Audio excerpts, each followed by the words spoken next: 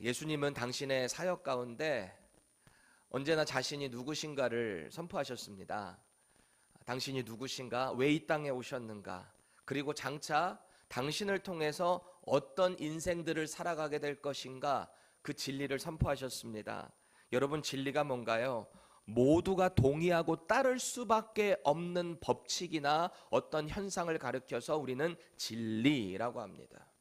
그래서 예수님은 진리이실 수밖에 없는 거예요. 왜? 팩트만 말씀하셨고 그것에 믿음이 없어서 문제지, 믿음이 들어가고 나면 이 말씀이 그대로 믿어질 수밖에 없는 truth, 진리가 된다라는 거죠. 유대인의 명절인 초막절이 끝났어요. 그럼 사람들이 다 뿔뿔이 자기 고향으로 돌아가야 되잖아요. 그런데 많은 분들이 여전히 성전에 남아서 예수님께 나와왔습니다. 예수님의 말씀을 듣고 있었어요. 그 중에는 예수님 말씀 듣고 그 진리 가운데 호감을 갖는 사람들도 있었습니다. 아, 저분은 참 선한 분이야. 아, 저분은 틀린 말을 할 분이 아니야. 아, 지금까지 일으킨 많은 표적들을 봐. 저분은 진리일 수 있겠다 라고 사람들이 몰려들었습니다. 그런데 그 중에는 예수님을 믿지 않는, 대적하는 유대 종교 지도자들도 끼어 있었다라는 겁니다. 그들을 향해서 주님이 이렇게 말씀하시는 거예요. 너희가 내가 하는 말 안에 거하면 너희들은 진정한 자유를 얻게 될 거야. 너희들은 나의 진짜 제자가 될 거야. 이렇게 말씀하셨습니다. 이 말인즉슨 지금 당장은 너희들이 나의 참 제자는 아니다라는 거예요. 왜? 호감 정도는 가지고 있지만 진짜 그 말씀 안에 거하지를 않아요. 진리를 바로 알고 그 진리를 마음에 잘 모셔야 진짜 자유함을 누리게 되는데 아직은 아니다. 그 말씀을 하셨거든요. 이 가르침을 보면 예수님을 믿고 제자가 된다라는 것, 그건 단순한 어떤 지적 동의로 되는 게 아니다라는 겁니다. 아, 예수님 좋은 분이야. 동의해. 그런다고 제자가 되는 게 아니라는 거예요. 아, 저분 참 좋은 분이야. 호감 가지고 있다고 제자 되는 게 아니다라는 겁니다. 그럼 어떻게 제자가 돼야 돼요? 오직 예수님만이 이 세상에 참 빛이 되시고, 아, 저 예수님이 바로 하나님께서 보내주신 메시아, 하나님의 아들이시다. 이거를 믿는 자, 그 믿는 믿음으로 삶을 살아내는 자, 그 사람이 참 제자다. 이 말씀을 하고 계시는 거예요. 그런 삶을 살아가는 사람들은 어떻게 되는가? 그 진리가 이 안으로 들어오기 때문에 자유하게 된다는 거예요. 어디에 뭔가 얽매여서 눌린 채 살아가지 않고 진짜 자유를 경험한다. 그게 예수님의 가르침이었어요. 여러분, 우리는 이 해방이라는 개념을 잘 알아요. 뭔가에 눌려 있다가 해방됐다라는 기분이 어떨까요? 우리가 예수님 믿기 그 전의 삶을 여러분 가만히 생각을 해보세요.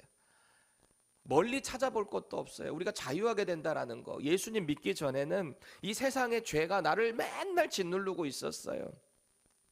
우리가 죄된 생각을 품게 되면은 어떤 행동이 나올까요? 그 생각하는 대로 행동이 그대로 나올 수밖에 없죠.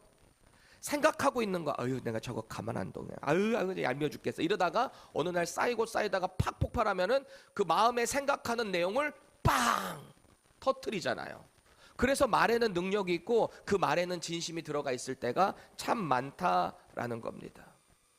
그 죄된 생각이 나의 행동을 이끌어가기 시작하더라라는 거죠. 그래서 하나님이 싫어하시는 일인지, 이게 정말 내가 바로 살아가는 것인지 관심이 없어요. 왜? 죄가 나를 누르고 있기 때문에. 그런데 우리 안에 이 예수님이 말씀하신 복음의 내용이 싹 들어가잖아요. 이게 믿어지잖아요. 그 삶을 살기 시작하잖아요. 그럼 삶에 어떤 변화가 있던가요? 어떤 변화가 있는 거예요? 여러분들 한번 생각해 보세요. 우리 구원을 가로막고 있었던 죄 문제가 해결됐단 말이에요. 이 믿는 믿음을 통해서. 죄가 해결되면 가장 먼저 회복되는 게 뭔가? 관계예요. 관계. 하나님과 나의 관계가 바뀐단 말이에요. 그럼 그전에는 어떤 관계였어요? 어떤 관계? 내 안에 죄가 있다 보니까 죄 가운데 맨날 노예 생활을 살아가다가 하나님의 자녀가 아닌 마귀의 자녀로 살아갔었거든요. 죄가 하라는 대로만 했었거든요. 그러다 보니 뭔가 늘 억눌려 있었어요. 죄가 있으면은 죽었었던 존재가 됐다 그랬잖아요. 우리가 이미 죄로 죽었던 존재였던 우리에게 복음이 들어가니까 우리가 다시 살아났다 그랬잖아요. 살아난 건 뭐가 살아난 거예요? 우리의 죽었던 영혼이 살아난 거예요. 죽었던 영혼이 살아남을 통해서 우리의 삶에 바뀌는 가장 큰 차이가 뭐냐? 하나님과 나의 관계가 회복된다라는 겁니다.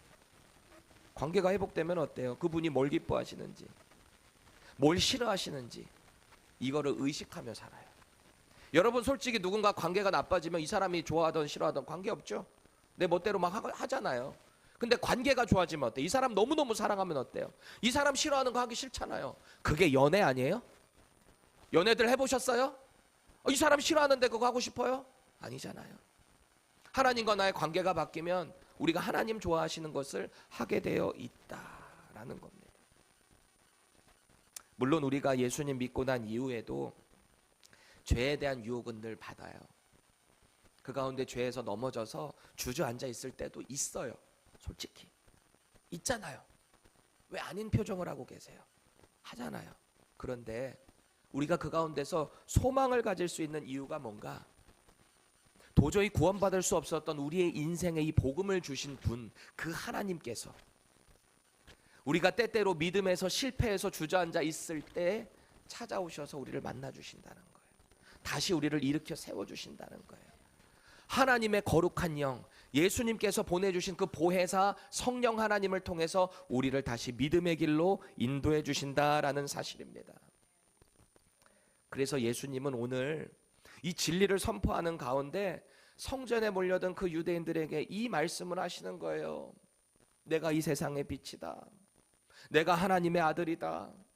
나에게 나오는 모든 자들은 내가 너희들의 모든 죄를 사해 줄 거야. 이제부터 너희는 나와 함께 살아가기 때문에 더 이상 죄의 노예로 살아가는 게 아니야. 자유함을 누리는 거야. 나와 같이 그 길을 걸어가지 않겠니? 주님이 그 말씀을 하셨다라는 겁니다. 그런데 이 말을 듣고 있었던 이 유대 종교 지도자들이 자존심이 꽤나 상했던 것 같아요. 이 사람들 정말 남다른 종교적 열심 갖고 있었던 사람이에요. 이 바리새파 사람들의 핵심이 뭡니까? 바리새라는 말이 파리시.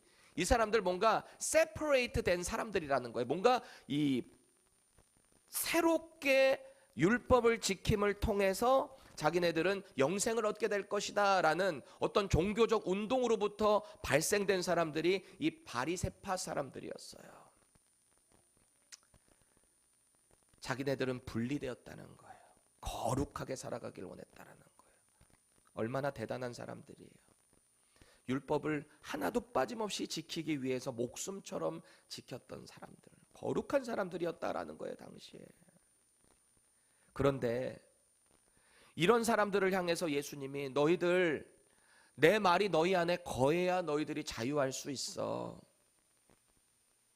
이 말을 듣고 나니까 너무너무 화가 났던 것 같아요. 그동안에 역사적으로 뭐 다른 나라의 침공을 받았고 뭐 바벨론의 포로 생활 끌어간 적도 있었고 지금 현재는 로마의 지배 아래 있는다 할지라도 여호와 신앙만큼은 우리가 포기한 적이 없는데 왜 우리에게 자유함을 얘기하는 거지? 그게 화가 났던 거예요, 유대인들이. 그래서 예수님께 호감을 가지고 찾아왔던 사람들이 갑자기 돌변해 버렸어요. 왜? 너무나 듣기 싫은 말을 건드렸거든요. 자기네들이 지금 열심히 하고 있는 율법의 종교적 행위를 건드렸거든요. 무시하는 것 같이 얘기했거든요. 우리는 누구에게 억눌린 적이 없습니다. 우리는 여호와 신앙 지켰습니다. 우리는 아브라함의 자손입니다. 이 믿음의 후손이라는 자부심만 가지고 대단한 자기들의 신앙적 자부심을 말하고 있는 겁니다.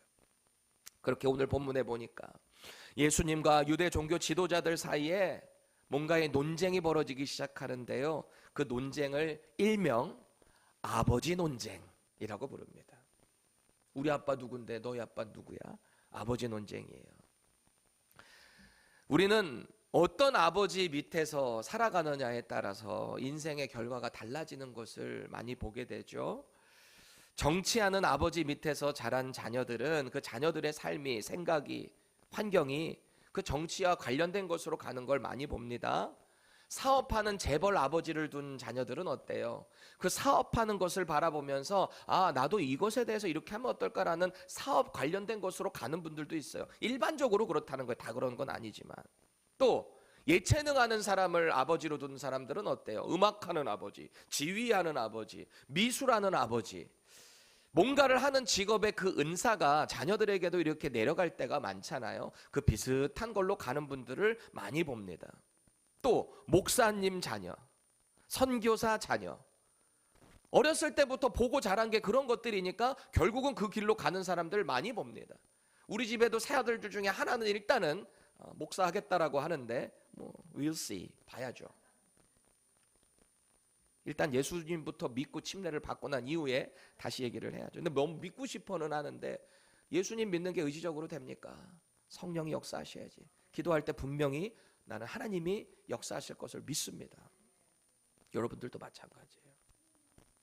그런데 만약에 여러분들이 자랑스럽게 여기는 그 아버지를 모욕한다라고 하면 어떨 것 같으세요? 누가 여러분의 아버지를 모욕한다라고 하면 어떨 것 같냐고요? 그냥 이거는 자존심 상할 정도가 아니라 이게 들이받아야 되는 거 아니에요? 그렇죠?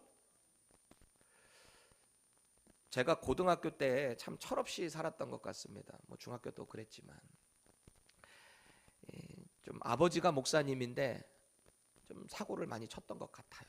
어느 날 세계지리라는 수업이 있었거든요. 세계지리 담당 선생님인데 아직도 성함이 기억이 나요. 정종욱 선생님.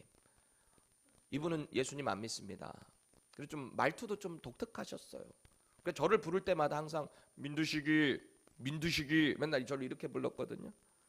그때도 제가 뭔가를 문제를 일으켰나 어쨌나 그랬는데 저한테 그러시는 거 애들 다 있는 앞에서 민두식이 너는 집에서 혼날 때 아빠가 십자가로 때리냐? 이러는 거예요. 너 아빠가 십자가로 때리냐? 그러는 이게 지금 들으면 완전 종교 비하 발언이거든요. 그렇죠? 근데 당시에 제가 딱히 할 말이 없던 거예요. 철없던 제가 하하하 이렇게 웃고 말았어요. 그럴 수도 있겠네. 아빠가 목사니까 나를 십자가로 때릴 수도 있겠네. 얼마나 철이 없어요? 근데 지금 생각해 보니까 내가 너무 아버지의 그 명성과 하나님 아버지의 영광을 가렸구나. 참 죄송할 따름입니다. 당시 목회하시던 부모님께 참 죄송해요. 근데 제가 돌아보면 그래도 아버지가 목사님이기 때문에 최소한 걸리지는 말아야 되겠다 이런 마음으로 많이 살았던 것 같거든요. 그런 말을 들으면서도 그래 저런 소리는 듣지 말아야 되겠다 이런 마음은 들었거든요. 깨닫기라도 했단 말이에요. 그런데 오늘 이 예수님과 대화하고 있는 이 유대인들의 모습을 한번 보세요.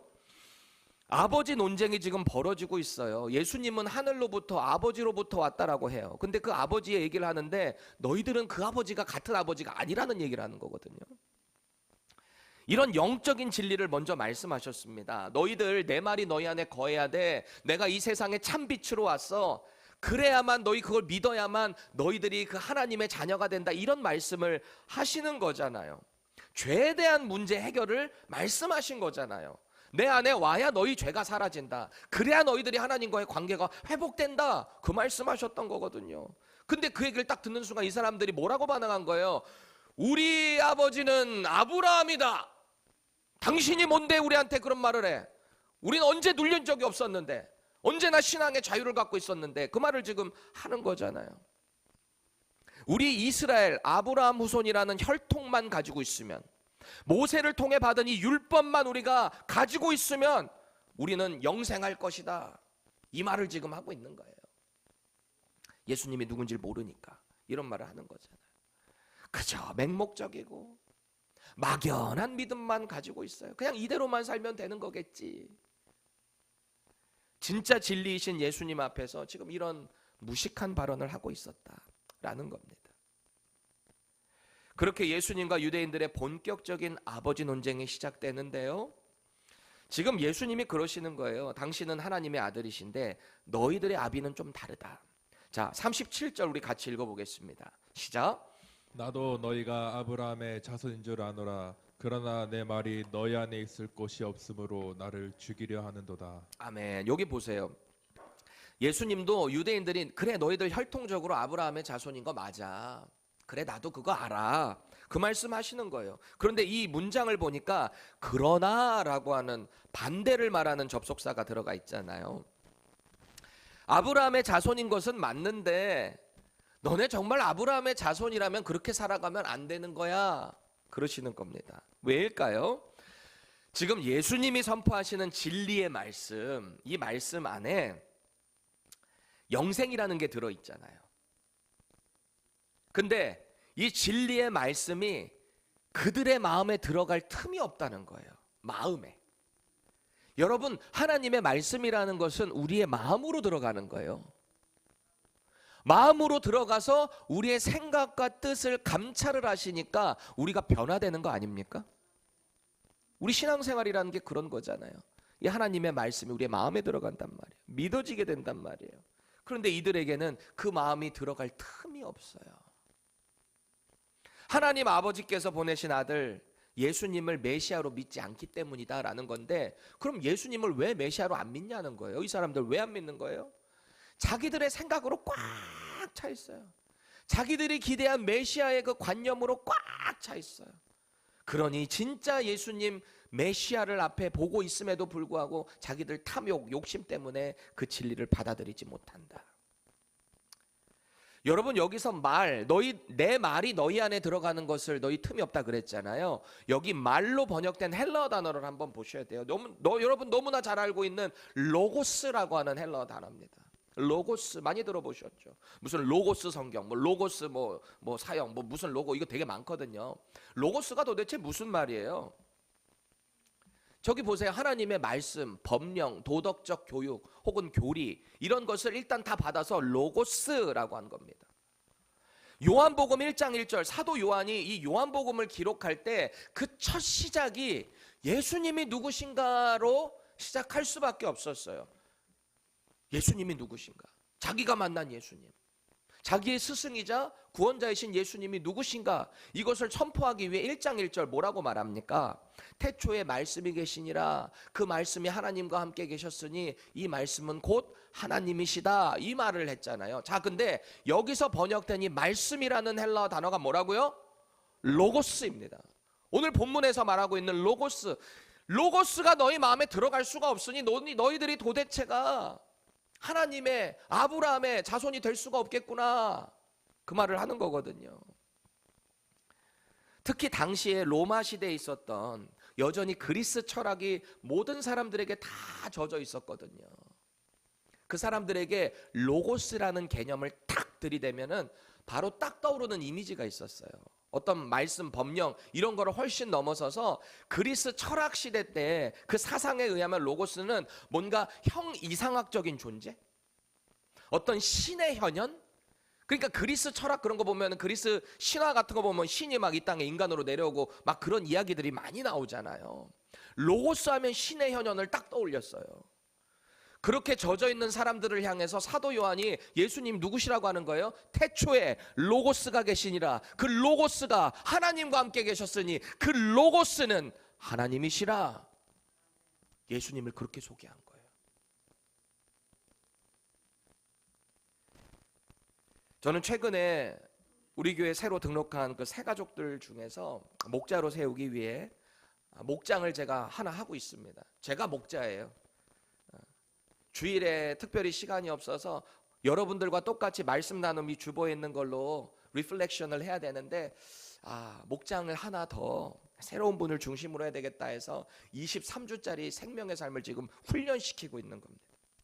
이 훈련이 끝나면 지금은 제가 목자인데 이제 스위치해서 목자를 세우고 저는 빠져나올 겁니다. 근데 어쨌든 목장이 새로 생겼으니까 이름을 지어야 될 거 아니에요. 지금 우리 믿음 목장 있고 새생명 목장 있고, 그러니까 우리도 믿음, 여기 영어 목장 빼고 우리 영어 목장도 이름 좀 하나 지으세요. 케니 형제 하나 지으세요. 전에 지었던 것 같은데 제가 까먹었어요. 자, 그리고서 새로운 목장의 이름을 지어야 되는데 어떻게 지었으면 좋겠습니까? 생각을 물어봤다가 제가 정해버렸어요. 그냥 이 로고스가 막 떠오르는 거예요. 로고스. 그렇지. 이 목장에 로고스 되시는 예수님이 인생의 주인이 되셔서 날마다 그 로고스의 삶을 살아가면 좋겠다. 그래서 로고스 목장이거든요. 지금 우리 교회는 이 로고스 목장까지 포함해서 장년 목장 4개, 그리고 청년 목장, 영어 목장 2개 포함해서 5개가 있습니다. 바라기는 모든 목장들이 이 주일에 나눈 말씀 가지고 여러분 목장 가서 미리 이 말씀에 대한 질문들 3개가 다 이 주보 안에 들어가 있잖아요. 그 말씀을 나누세요. 들은 걸로만 끝나지 마시고 받은 은혜를 나누세요. 그래서 믿음이 자꾸 로고스 안에서 쭉쭉쭉쭉 성장할 수 있기를 바랍니다. 정말 저의 마음이에요. 여러분 죽은 사람 소원도 들어준다는데 살아있는 여러분의 담임 목사 소원 좀 들어주세요. 목장 가서 말씀 나누시고 정말 살아있는 신앙생활 할 수 있기를 축원합니다. 들어주실 거죠? 예수님이요, 이 로고스로 이 땅에 오신 아들을 믿지 않는 유대인들, 그들을 향해서 오늘 완전 충격적인 폭로를 하시는 거예요. 자신과 이 사람들의 아버지가 다르다. 38절입니다. 나는 내 아버지에게서 본 것을 말하고 너희는 너희 아비에게서 들은 것을 행하느니라. 아버지가 달라요. 같은 유대인이거든요. 예수님도 유대인이시잖아요. 근데 달라요. 조상이 달라요. 아버지가 다르대요. 여기 보니까 내 아버지, 한글 성경에는 내 아버지, 그리고 너희 아비라고 번역이 되어 있습니다. 이 아버지라고 번역된 헬라어 단어 파테르라고 하는 단어를 보면은 말 그대로 남자 조상 그리고 아버지라는 뜻을 가지고 있어요. 이 파테르라는 단어 자체가. 근데 왜 한글 성경은 나의 아버지하고 너희 아버지하고 아비라고 번역을 했을까요? 같은 단어인데 왜 그렇게 한 것 같으세요? 우리가 아버지와 아비의 차이를 알죠. 아버지는 보통 뭐예요? 뭔가 대표적으로 부르는 명칭이거나 병건이의 아버지 이렇게 명칭 호칭이거나 혹은 조금 높여 부르는 말입니다. 아빠 이러지 않고 아버지 이러면 뭔가 좀 이게 높여지는 예의가 있어지는 그런 표현이잖아요. 근데 아비는 어때요? 뭐가 조금 깔아지는 느낌이죠. 우리 조선시대 때 무슨 영화 같은 거 보면은 양반 이게 지체 높은 사람이 밑에 사람 뭐라 그래? 네 아비가 누구냐? 이러잖아요. 아비. 우리가 할머니들 권사님들 애비야 뭐 이러잖아요. 아비야 그러잖아요. 아버지랑 아비는 분명히 의미가 다르게 우리에게 전달된단 말이에요. 이미지가. 또 영어 성경은 또 어떻게 번역했나 보면은 뉴 킹 제임스 버전에 보면은 my father, 예수님은 my father라고 하는데 my 여기 M이 capital letter로 들어가 있어요. father 역시 F도 capital letter입니다. 의미가 있는 거죠. 예수님 자체가 하나님의 아들이시기 때문에 높여 부른 거고 대문자로요. 우리 father이신 하나님도 역시 대문자로 써서 높여드린 거예요. 자, 그런데 your father를 한번 보세요. your father. 유도 당연히 소문자고 그들의 아버지도 역시 같은 father 하나님이 아니에요. 다르다는 거예요. NIV도 마찬가지예요.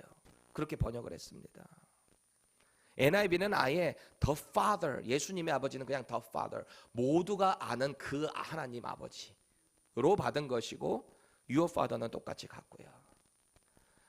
그렇게 지금 예수님이 지적하시는 당신의 아버지와 너희들의 아버지가 다르다라는 거예요. 왜 다른 거예요?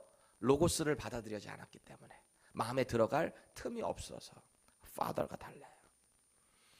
그러니까 이 유대인들 또 이제 울컥하겠죠. 가뜩이나 이 아브라함 그 자유함에 대해서도 울컥했는데 이 얘기를 듣고 나니까 완전 이제 폭발하는 거 아니겠습니까? 39절 보세요. 대답하여 이르되 우리 아버지는 아브라함이라. 아까 그랬다 그랬잖아요. 우리 아버지는 아브라함이다.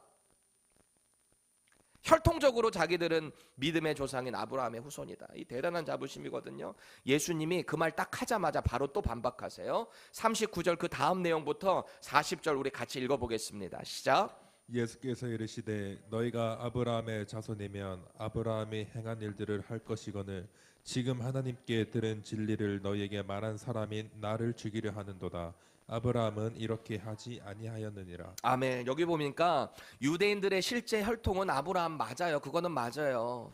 그 자체로 통했을지는 몰라도 이제는 영적인 혈통을 얘기하는 것 같이 이 사람들 눈치챈 거예요. 그리고 주님이 하시는 말씀을 가만히 보니까 그래, 너희들의 혈통은 아브라함은 맞는 것 같은데 아브라함이 행한 것처럼 하지는 않는다. 그래서 너희들은 그들의 자녀가 아니야. 지금 예수님이 하시는 지적의 말씀 보세요. 아브라함이 어떤 일을 행했는데 너희들은 그 일을 행하지 않네? 이 말을 하고 계시거든요. 그럼 이 어떤 일, 이 일이라는 게 이게 뭘 얘기하는 걸까요? 아브라함의 어떤 일을 말하고 있는 걸까요? 창세기 15장에 가보면 그 아브라함이 행한 일이 있어요. 그 일을 언급하고 계시는데, 아브라함이 그동안 했던 수많은 일들 중에 가장 잘한 일이 하나 있다라고 합니다. 그게 뭘까요? 비록 자기가 나이가 많고 본처인 이 사례를 통해서 자식을 못 낳을 것 같아. 분명한 약속은 있는 것 같은데 아내가 나이는 늙어가고 이제 경수는 끊어져 가고 생리도 이미 끊어졌고 말이죠. 아이를 낳을 방법이 없어. 그러니까 이 사람들이 한 행동이 뭡니까? 아내의 몸종이었던 하갈 데려다가 이스마엘 가진 거잖아요. 하여튼 분명한 실수의 모습들은 있었는데 그 전에 하나님이 이 아브라함에게 그것도 아브라함, 바뀐 이름도 아니에요. 여전히 아직 그냥 날 것으로 되어 있었던 아브라함, 믿음의 날 것. 그 상태에서 주님이 찾아오셔서 하나님이 말씀하시는 거죠. 내가 너의 자손을 통해서 너 하늘의 별 봐, 이렇게 수많은 자손들을 너에게 허락할 거야. 내 씨를 통해서. 그랬거든요. 그러니까 아브라함이 그 얘기를 듣고 믿었다라고 합니다. 믿었대요. 당장은 눈에 보이지 않는 현실이지만 물론 뒤에 실수도 할 수 있어요. 그런데 이 순간만큼 하나님이 하신 그 말씀을 믿었다라고 합니다. 그때 하나님이 아브라함에게 어떻게 반응하셨는지 여러분 잘 아시지요?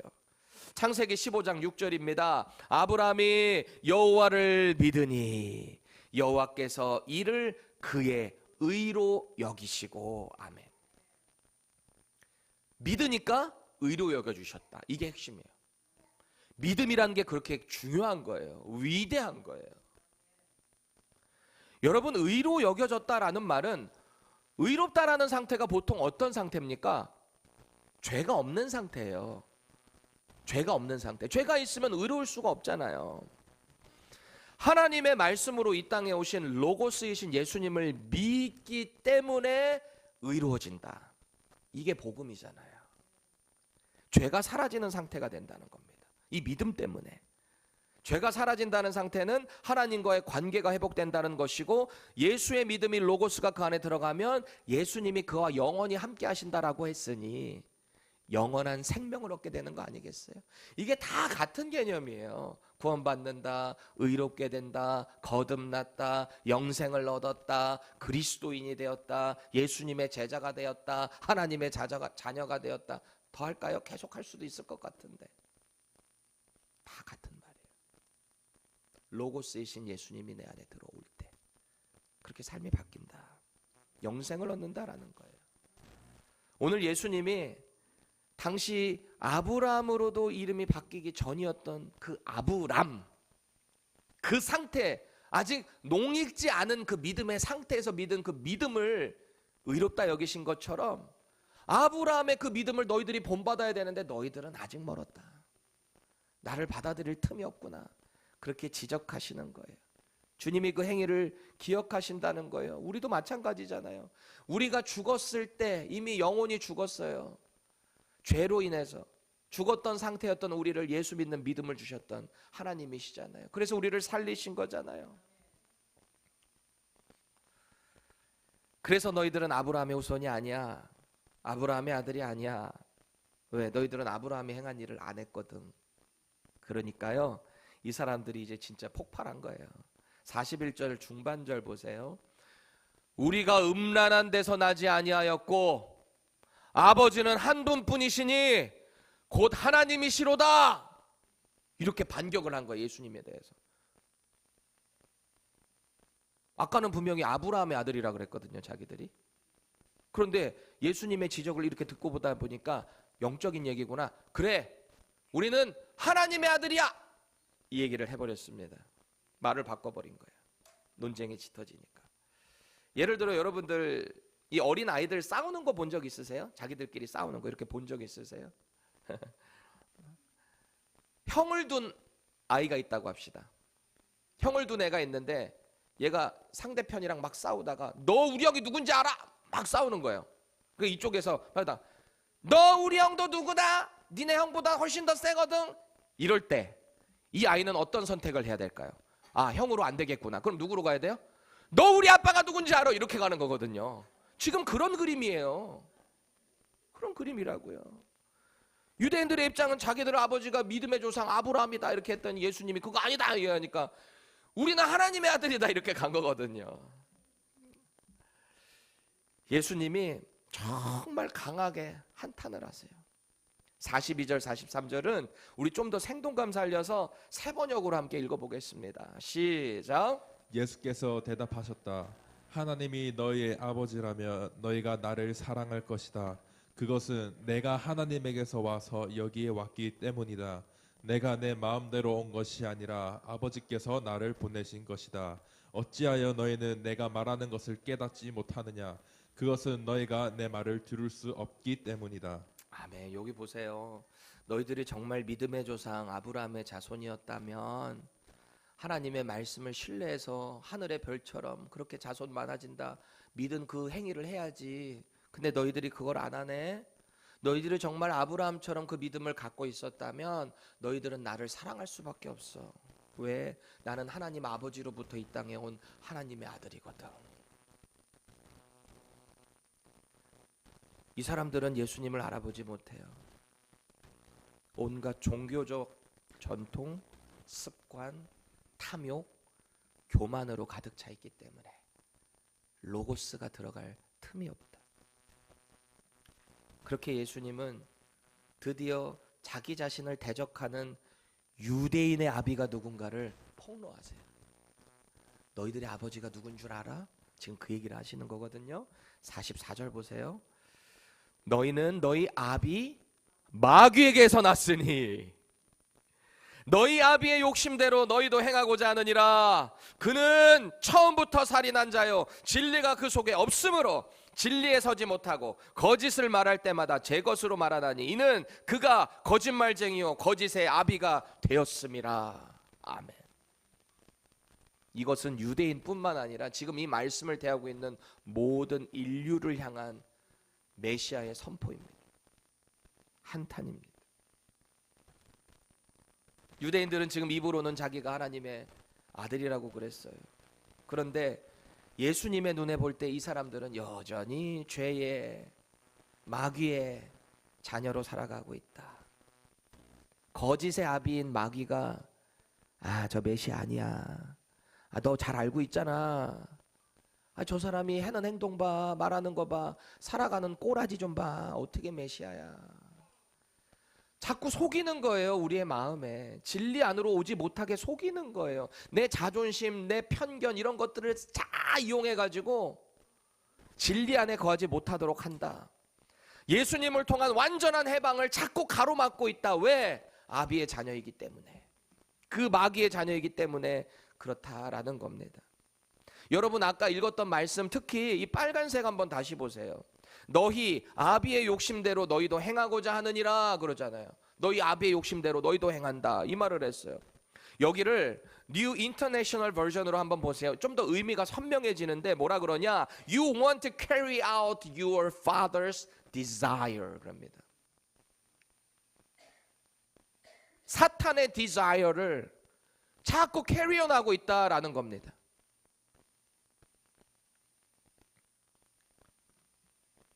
카메라가 옆으로 됐어요. 좀 잡아주세요. 사탄의 노예가 돼서 살아가다 보니까 그가 원하는 그대로 사탄이 하는 대로 캐리아웃을 하고 있다. 사탄이 속삭이는 마음대로 캐리아웃을 당하니까 그 인생이 자꾸 이상한 방향으로 걸어가게 된다라는 거예요. 우리의 마음을 훤히 꿰뚫어 보시는 예수님의 말씀을 바로 받아야 돼요. 계속해서 47절 보세요. 저와 여러분들을 향한 하나님의 음성인데요. 하나님께 속한 자는 하나님의 말씀을 듣나니 그래요. 너희가 듣지 아니함은 하나님께 속하지 않았기 때문이다. 아멘이세요? 우리가 하나님의 말씀 안 듣잖아요. 안 따라가잖아요. 우리는 하나님께 속하지 않은 사람이어서 그래요. 이 말을 바꿔보면 내가 여전히 하나님의 말씀을 대적하고 산다, 뜻대로 순종하지 않는다, 마귀의 자녀로 쓰임받고 있다라는 말입니다. 겉으로는 하나님을 따르는 것 같지만 결정적인 순간에 말씀대로 안 해요. 말씀을 거부해요. 언제나 자기 생각과 뜻대로 살아가니 말씀이 그 안에 역사할 수가 없어요. 혹시 저와 여러분들의 모습 가운데 이런 우리의 모습이 드러나고 있지는 않나요? 우리의 옛날 아비인 마귀의 뜻을 따라가고 있지는 않나요? 그렇게 수행하고 있지 않나요? 캐리아웃하고 있지 않나요? 여러분, 구원은 혈통이나 지식이나 의지적으로 될 수 있는 게 아니다라는 겁니다. 오직 예수님을 믿는 믿음만이 우리의 죄를 다 사할 수 있어요.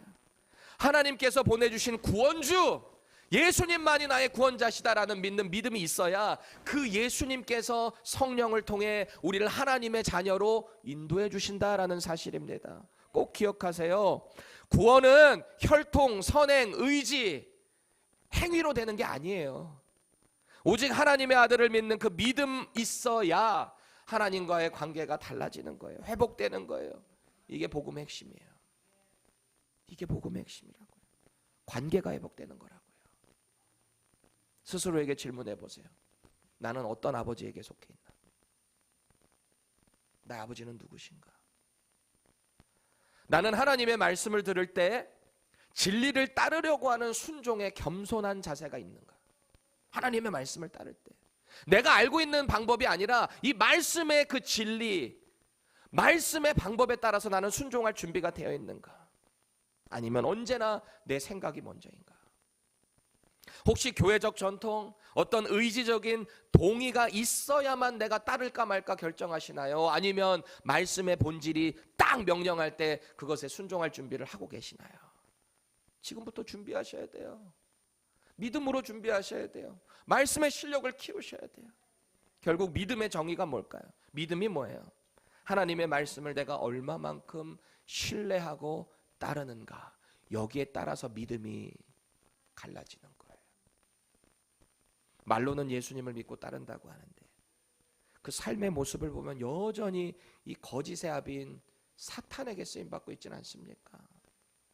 탐욕하고 미워하고 시기하고 진리의 말씀이 도대체 내 안에 워킹할 틈이 없어요. 혹시 우리가 그렇게 살고 있지는 않습니까?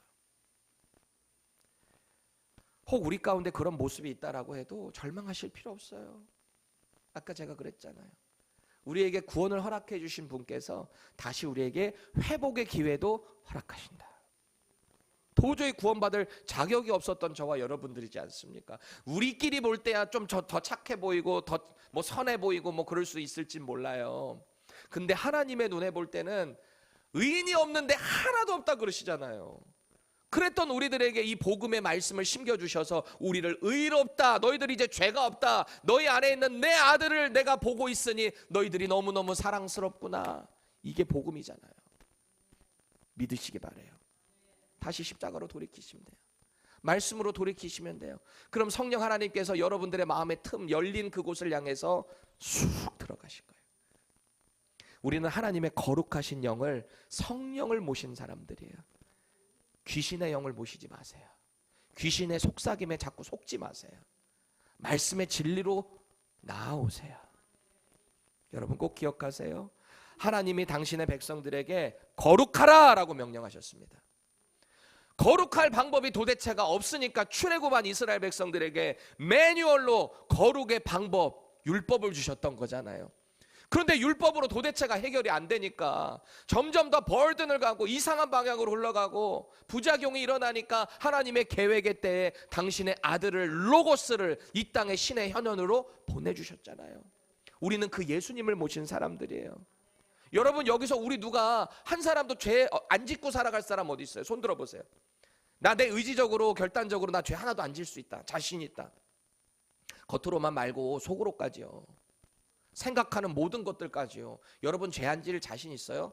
저는 제가 제일 먼저 손들 거예요. 저는 절대 못합니다. 그거 제가 먼저 들 거예요. 여러분들은 어때요? 우리 못해요. 그런 사람 없어요. 거룩이라는 정의 자체가 내 의지와 노력으로 도대체가 할 수 없는 게 거룩이에요. 그 거룩의 방법을 주셨잖아요. 예수 믿으라는 거예요. 예수님을 영접하라는 거예요. 단순히 의지적인 동의가 예수 믿는 게 아니에요. 그 예수님이 내 삶을 통치하셔야 돼요. 내 인생의 왕이 되어 주셔야 돼요. 그래서 나의 모든 선택권 앞에 예수님 다 올려드리는 거예요. 예수님 지혜 주세요. 성령님 알려주세요. 성령님 제가 죄 지었어요. 깨닫게 해주세요. 회개할 마음을 제게 부어주세요. 그게 예수님 믿는 사람이다 라는 겁니다. 만약에 예수님이 우리가 스스로 만약에 다 할 수 있었다면 예수님 뭐하러 오셨겠어요? 그래서 우리에게 예수님 필요한 거거든요. 오늘 예수님이 우리에게 이렇게 말씀하시는 것 같아요. 내가 말하는 이 구원의 진리 안에 거해라. 너희는 절대 스스로 못한다. 내가 너희에게 보낸 성령의 인도하심을 받아라. 내가 너희를 위해서 영원히 함께 할 거야. 내가 지금도 하나님 보좌 우편에서 너희들이 죄 짓지 않도록 기도하고 있어. 힘내라. 성령이 함께 한다. 믿음으로 일어나시기 바랍니다. 그때 우리는 진리 안에서 참 자유를 누리게 될 거예요. 주님이 함께 하신다라는 이 믿음의 확고한 약속이요. 하나님의 사랑 안에서 우리에게 어떻게 선포되는지 아세요? 우리 마지막으로 로마서 8장 38, 39절 믿음으로 선포하겠습니다. 힘차게 읽어볼게요. 시작. 내가 확신하노니 사망이나 생명이나 천사들이나 권세자들이나 현재 일어나 장래일이나 능력이나 높음이나 기쁨이나 다른 어떤 피조물이라도 우리 주 그리스도 예수 안에 있는 하나님의 사랑에서 끊을 수 없으리라. 아멘. 마지막 거 다시 읽어보세요. 우리 주 그리스도 예수 안에 있는 하나님의 사랑에서 도대체 그 누구도 어떤 존재도 천사도 누구도 어떤 존재도 끊을 수 없다. 믿으시기 바랍니다. 우리는 하나님께 속한 자예요. 예수 믿는 믿음으로 하나님의 자녀가 된 사람이에요. 오늘 이 삶을 살아가기로 결단하시기 바랍니다. 우리 연약한 모든 것 다 주님께 올려드립시다. 주님이 다 회복시켜 주실 거예요. 믿음으로 함께 해 주실 거예요. 그런 복된 인생 살아가기를 예수님 이름으로 축복합니다.